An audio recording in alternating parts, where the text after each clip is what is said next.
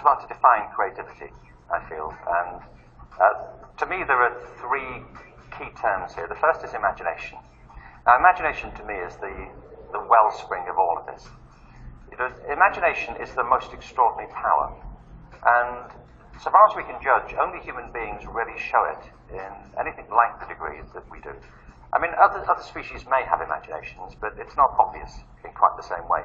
What I mean is the power to bring to mind things that aren't here in the present, things that aren't available to your senses. You know, with imagination you can revisit the past, and you have a past. And it's not just a single past, but there are many possible ways of rethinking the past. You have the ability to put yourself into other people's positions, to empathize with other people, to see it in their mind's eye. And you can visit the future. Not a single future, but many possible futures. I don't think you can predict the future, but you can envisage various possibilities of the future. And that's the most extraordinary power.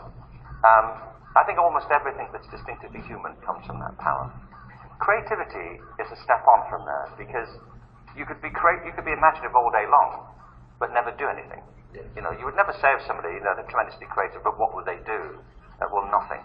They just lay in bed all day. To be creative, you have to do something. It's a very practical process. It's, in a way, it's putting your imagination to work. So I think of creativity as applied imagination. There's a more formal way to define it, which is the process of having original ideas that have value. And you can be creative at anything. That's my point. You can be creative at mathematics, at music, at art, at running a business, running a family. Anything is a possible source of fresh thinking. Innovation is the third term, and that, to me, is putting good ideas into practice. So a lot of companies are interested in innovation, and they're right to be, because the world is changing so quickly. They have to continue to innovate. But you can't go straight to it. To innovate, you have to have a process of creativity, and to have that, you have to be able to foster and encourage imagination. And that's where it goes wrong for lots of organizations. And I think for individuals, they stop nourishing their imagination.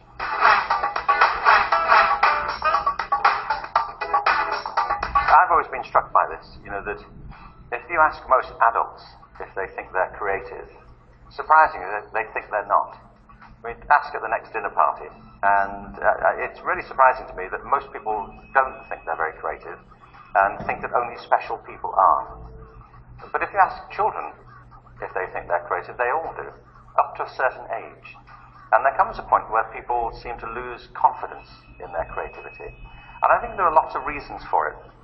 But one of them, I'm convinced, is education. I think that we're educated out of our creativity. That we reach a point through the process of education where imagination and fresh thinking is discouraged, where the emphasis is on getting the right answer, where the whole culture is about standardizing and testing. And people become frightened of making mistakes and being wrong.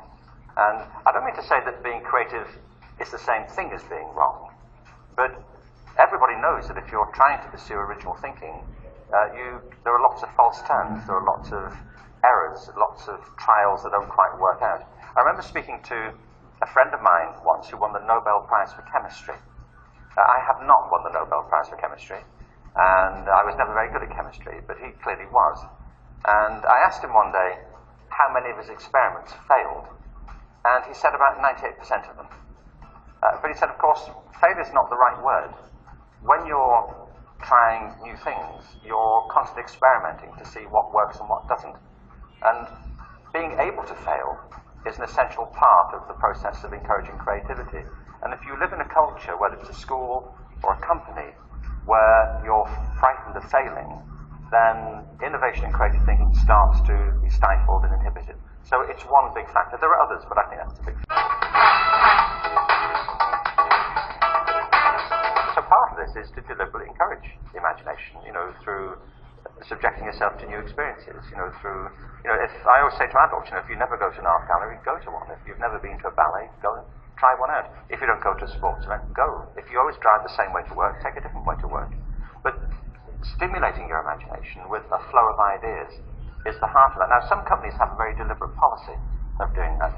I visited Pixar a while ago, and, you know, Pixar is a remarkably successful company in the field of animation. They I think, won Academy Awards for pretty much everything they've ever done. There are all kinds of reasons for it, but one of them is they have a very interesting culture. They have something at Pixar called the Pixar University, and that's a program of workshops, events, talks, seminars, which happen all day long on the campus of Pixar. What's really interesting about this is that everybody on the payroll at Pixar is entitled to spend 4 hours a week at the Pixar University, and they can do anything they want. It doesn't have to be related to their job, and it's not just the people in the animation studios, it's everybody. Well, it has several effects. One of them is that because anybody can go to anything, and these may be lectures on Egyptology or courses in archaeology or whatever, because anybody can go to anything, there's a constant flow of new ideas running through the organization.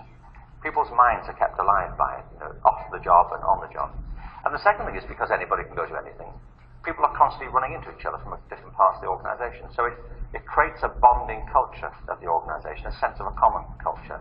So it's a very deliberate way, I think, of keeping people's minds active.